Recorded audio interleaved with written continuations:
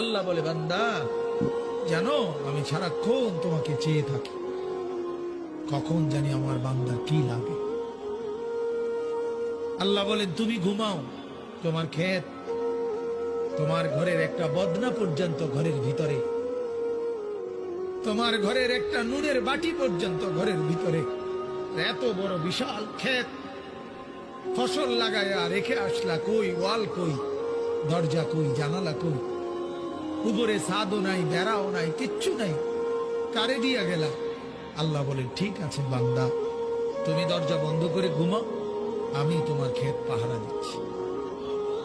আমি সময় মতো কুয়াশা ফেলবো, সময় মতো বৃষ্টি দেব, সময় মতো জমিনকে চালনির মতো ছিদ্র করব।